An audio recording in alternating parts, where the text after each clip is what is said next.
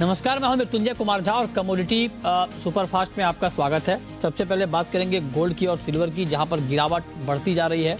इस वक्त एमसीएक्स पर गोल्ड 133 रुपए नीचे है और चांदी में भी कमजोरी लगातार बढ़ रही है। और इस वक्त अगर आप देखें तो एमसीएक्स पर चांदी का भाव करीब करीब 850 रुपए नीचे है, 774 रुपए की गिरावट है। हमारे साथ अमित सजेजा हैं मोतीलाल ओसवाल के। अमित जी, बहुत स्वागत है आपका। क्या किया जाए गोल्ड सिल्वर में? क्या ये गिरावट अभी बढ़ने वाली है? आपको लगता है कि आज के लिए बेचना चाहिए सोना और चांदी? जी नमस्कार मृत्युंजय जी। Yes definitely. देखिए, हमने पिछले 2 दिनों में डॉलर इंडेक्स में बहुत ही शानदार रिकवरी देखी है। इनफैक्ट पिछले एक हफ्ते में देखें तो 105 से लगभग 107-50 डॉलर इंडेक्स रिकवर हुआ है, जिसके चलते हमने स्पॉट गोल्ड में भी $1810 से गिरकर प्राइसेस को 1750 तक ट्रेड होते हुए देखा है। तो एकदम ऑपोजिट ट्रेड हो रहा है जो जनरली होता है। इसका कारण ये है कि नेक्स्ट वीक जैक्सन होल की मीटिंग है, जहां पर फेड जो है फेड चेयरमैन जो है एक अग्रेसिव स्टांस है, एक हॉकिश स्टांस ले सकते हैं और पॉसिबली सितंबर मीटिंग में 75 बेसिस पॉइंट्स का हाइक हो सकता है। इसके चलते गोल्ड और सिल्वर दोनों में ही दबाव है। फिलहाल गोल्ड में ऐसा लगता है कि अगर कोई भी उछाल मिले 51,600 से 650 जोन में, तो शॉर्ट टर्म में एक सेलिंग अपॉर्चुनिटी बनेगी और डाउनसाइड में 51,300 एक इमीडिएट टारगेट होगा और एक्सट्रीम केस में 51,150 तक जा सकता है। सिमिलरली चांदी की बात करें तो ऐसा लगता है कि 56,000 से 56,200 के बीच अगर मिलती है तो एक बिकवाली का मौका देगी प्राइसेस, और डाउनसाइड में 55,200 तक के लेवल हमें देखने मिल सकते हैं। ठीक है, तो ये राय आपकी हो गई सोने और चांदी पर, जहां पर बिकवाली की राय दी गई है। इंट्राडे के लिए आप बेच सकते हैं।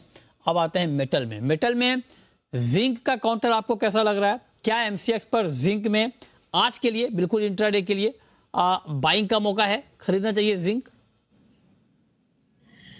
जी बिल्कुल। हमने जिंक में पिछले दिनों में अच्छी रैली देखी थी, उसके बाद एक करेक्शन आई है, लेकिन क्योंकि शॉर्ट टर्म में सप्लाई की पे क्वेश्चन मार्क बना हुआ है, साथ ही साथ अगर हम मैन्युफैक्चरिंग डेटा देखें रिसेंटली यूएस से जो आया है वो सपोर्टिव है बेस मेटल्स के लिए। तो इसके चलते मैं समझता हूं कि जिंक में बाइंग की जा सकती है।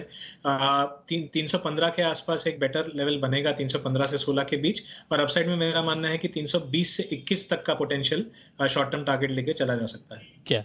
अच्छा, ये बताइए अमित जी कि क्रूड में अभी आप देखिए हो क्या रहा है। क्रूड का मार्केट बहुत तेजी से नीचे आ रहा है और अभी करीब करीब 3% की गिरावट है एमसीएक्स पर। कच्चे तेल में 7100 के नीचे आ गया है और ग्लोबल मार्केट में भी 1.5% से ज्यादा मार्केट फिसल चुका है।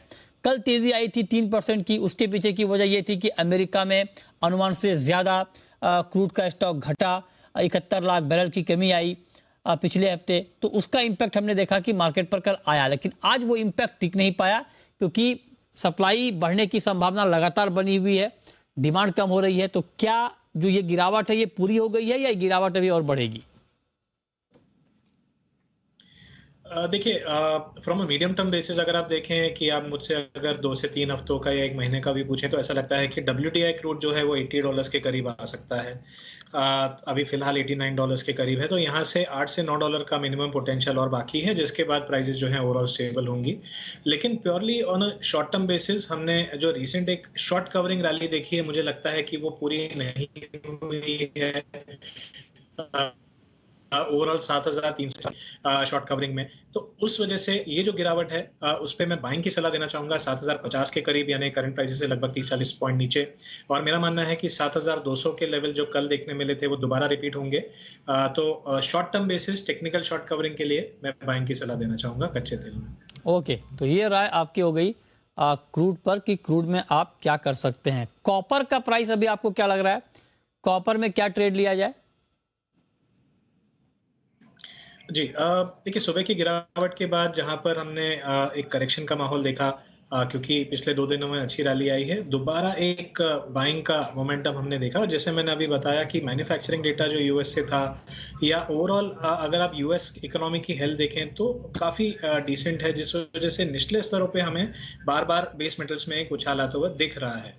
इसके चलते ऐसा लगता है कि कॉपर में भी निचले स्तरों पे यानी 670 के करीब बाइंग की अपॉर्चुनिटी बनेगी। 667 का एक माइनर स्टॉप लेके चलना चाहिए इस ट्रेड के लिए, और अपसाइड में 677 से 678 तक के शॉर्ट टर्म टारगेट दिख पाएंगे, ऐसा मेरा मानना है।